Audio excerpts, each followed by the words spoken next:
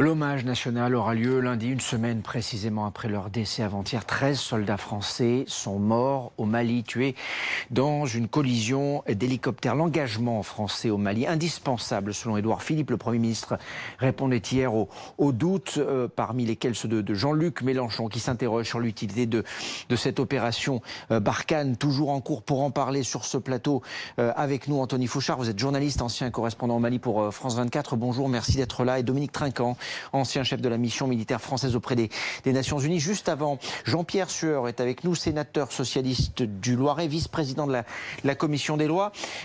Cette opération Barkhane lancée en 2014 dans le sillage des missions Serval et Épervier, quel bilan en faites-vous ? Le bilan, il est bien sûr 40 morts et les 13 que nous avons appris hier.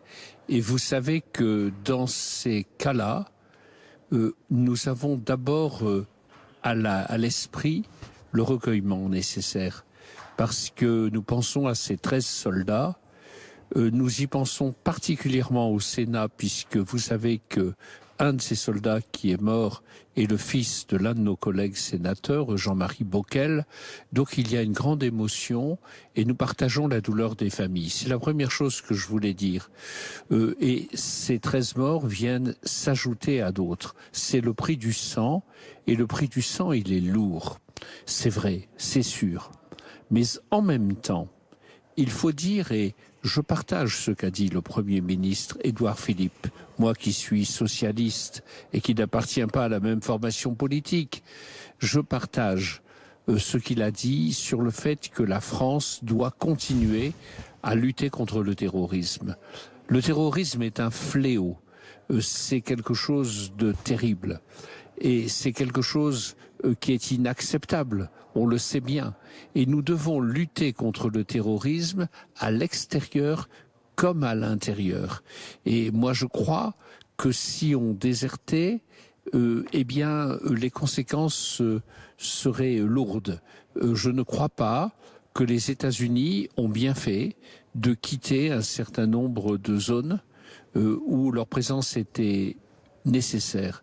Et dans le Sahel, la France joue un rôle très important.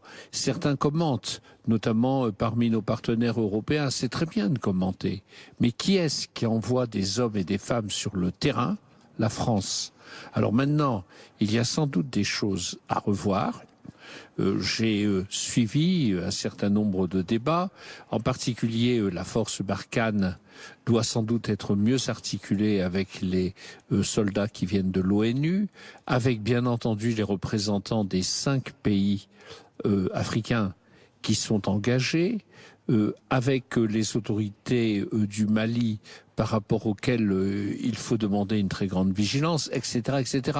Donc il y a des leçons à tirer, des conséquences à tirer, c'est tout à fait clair. Mais aujourd'hui, nous sommes dans le recueillement et nous pensons que c'est un tribut très lourd, le prix du sang, mais qu'il faut et qu'il faudra continuer à se battre à l'intérieur comme à l'extérieur comme à l'intérieur, contre le terrorisme. On n'a pas le droit de refuser le combat quand on voit les conséquences du terrorisme en France et sur la planète. Merci Jean-Pierre Sueur d'avoir répondu à nos questions ce matin dans le live BFM. Quelles leçons tirer sur un plan géopolitique, sur un plan militaire de ce qu'il s'est passé lundi soir au Mali ? Alors, ce qui s'est passé lundi, la conclusion qu'on peut en tirer, c'est qu'il ne faut pas oublier que la guerre tue. Qu'elle tue par balle, quand on rencontre l'ennemi, mais que nos soldats font un métier extrêmement dangereux. Voler à basse altitude pour intervenir avec une nuit de niveau 5, c'est extrêmement dangereux. Et donc, ces risques sont mesurés. Malheureusement, parfois, un accident arrive comme cela est arrivé. Alors, le choc est immense parce que 13 soldats qui meurent d'un seul coup, cela frappe énormément l'imagination. Mais je voudrais simplement souligner que l'opération à la suite de Serval, est une opération qui a permis d'empêcher de créer un djihadistan dans le Sahel. Et ça, c'est l'objectif à atteindre. Ça, c'est ce qu'il s'est passé depuis le début de cette opération. Mais en 2019, Barkhane, ça sert à quoi? Alors, Barkhane, ça sert à quoi? Dans la région dont nous parlons, qui est la région des 3 frontières, Niger, Burkina et Mali, il y a eu, dans les dernières semaines, 190 soldats maliens, burkinabés et populations civiles qui ont été massacrés par les djihadistes. L'opération ponctuelle dont nous parlons était une opération qui avait repéré et qui voulait neutraliser un groupe djihadiste. Ce sont ces petites victoires un petit peu partout qui font qu'au bout du compte, le Mali n'est toujours pas un djihadistan. Et c'est ça l'objectif à atteindre. Et c'est ça le résultat obtenu aujourd'hui. On voit toujours le verre à moitié vide, il faut le voir aussi à moitié plein. Et ces victoires, elles sont remportées par nos soldats tous les jours dans le combat qu'ils mènent. C'est un combat qui est long, c'est un combat qui est difficile. Est-ce qu'on peut dire aujourd'hui que les opérations militaires françaises dans cette région ont véritablement changé les choses pour le mieux ? C'est difficile à dire, mais en tout cas, je pourrais renforcer ce que vient de dire le général Trinquant. Il y a eu, en mars 2017, la création d'une vaste coalition terroriste au Sahel, le groupe de soutien à l'islam et aux musulmans, une sorte de coalition de tous les mouvements qui pouvaient opérer indépendamment les uns des autres et qui se sont fédérés sous une même bannière. Ces derniers mois, Barkhane a tué 3 des 5 principaux leaders de cette coalition-là. Ça n'a pas, sur le terrain, déstabilisé cette hydre djihadiste, et on le voit avec les attaques récentes. Par contre, ça prouve que les militaires français ont un impact, ont des moyens de renseignement qui permettent de frapper fort quand c'est possible. Le seul problème, c'est qu'ils ont un désavantage majeur comparé à ces djihadistes, c'est la mobilité. On l'a vu lors de l'attaque d'Indeliman, c'est à 20 km de là où a eu lieu le crash des 2 hélicoptères. C'est ce qu'évoquait le général, 49 soldats maliens tués dans l'attaque de leur camp. Ces djihadistes, ils sont arrivés avec une centaine de motos, 200-250 combattants. Et en quelques minutes, ça s'est joué à 40-45 minutes avant que la force aérienne arrive sur les lieux, ils avaient disparu. Et ça, les armées traditionnelles, Barkhane inclus, la MINUSMA, donc la mission de l'ONU, sont incapables d'avoir une réactivité aussi prompte, aussi efficace sur le terrain. En tant que militaire, qu'est-ce que vous en pensez? Est-ce qu'il faut avoir un débat autour de la présence des soldats français? 4500 soldats français présents dans la zone Sahel aujourd'hui. Alors oui, il faut un débat pour 2 raisons. Politiquement et médiatiquement, la communication.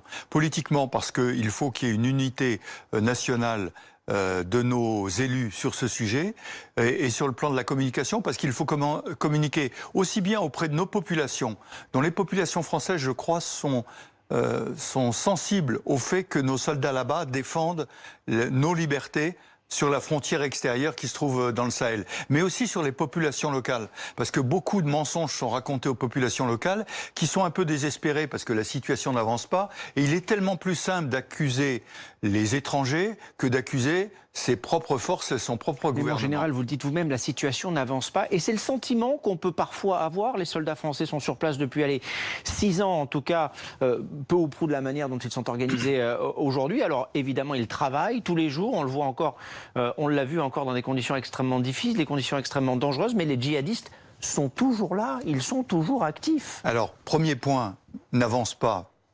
Je ne partage pas votre point de vue. Sur 5 chefs djihadistes, 3 ont été tués, donc on voit bien que ça porte des effets. Le sujet, c'est que le développement dans ces régions n'a pas lieu, que l'accord d'Alger n'est toujours pas appliqué. Et donc, qu'est-ce qui se passe? Les djihadistes qui s'enrichissent considérablement avec des trafics de drogue, des trafics humains ou même des faux médicaments, ont beaucoup d'argent. Et lorsqu'il y a des jeunes qui n'ont pas d'emploi, ils leur donnent une Kalachnikov, $500 par mois. Et bien les jeunes font ce choix-là. Et là, il y a un gros travail à faire dans le développement de ces pays, en particulier au Burkina Faso et au Mali. Et si la France partait, qu'est-ce qui se passe? Si la France quittait demain le Mali ou le Sahel en général, le Mali n'a pas une armée efficace, elle est en déliquescence, même si elle est en train d'être formée, de reprendre pied. On a des cadres qui sont formés à l'étranger, des officiers qui achèvent leur formation, mais reconstruire une armée, ça se fait pas en un jour. C'est très difficile à dire ce que se passerait demain si la France quittait le Mali, mais très clairement, il n'y a pas de maillage sécuritaire efficace, qu'il soit policier, gendarmerie ou militaire, sur le terrain, dans cette zone notamment des 3 frontières, pour prendre le relais. Et d'ailleurs, cette attaque d'Indeliman qu'on évoquait, elle a contraint l'armée malienne à quitter ses postes avancés à la frontière avec le Niger, Concrètement, sur le terrain, ça veut dire que l'armée abandonne des camps parce qu'ils sont trop exposés, que la pression aussi médiatique, mais de la population malienne qui voit toutes les semaines ces soldats mourir par dizaines, commençait à peser sur le politique, et donc ils ont rapatrié ces soldats.